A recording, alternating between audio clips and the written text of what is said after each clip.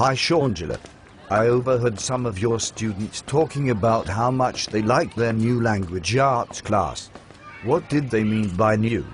I wasn't aware of any changes that we needed to make. Well, Ryan, I have made some changes in my classroom. And yes, my students are talking about it. I was at a workshop last month that had focused on a balanced literacy approach that could be incorporated into any kindergarten to grade 8 classroom. It not only promotes independent reading and writing skills at the student's individualized level of ability, but it also allows me time to conference with every student in my classroom every single week. This gives me time to teach some different reading and writing strategies. I am really excited about it. That does sound exciting. What kind of an approach is this? I've never heard about it. It is called the Daily 5. It was written by the sisters. The sisters? Are they nuns? No. They are actually sisters who have been educators for the last 20 years. Their names are Joan Moser and Gail Bauschy.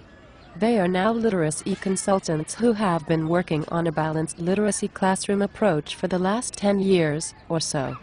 They call it the Daily 5.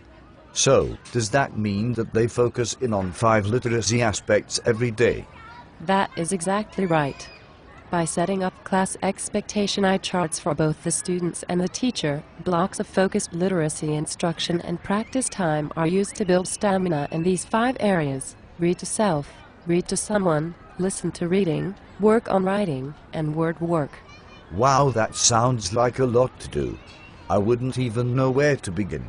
If you're serious about learning more, I would suggest that you begin by borrowing my copy of the book called The Daily 5. It is a great step-by-step of how to structure and set up your students and yourself for success. The sisters have provided detailed lessons in this book with photos and examples of real classroom experiences. It has become my guidance script for making positive change in my classroom. They really give you the lessons to do all of that? Yes.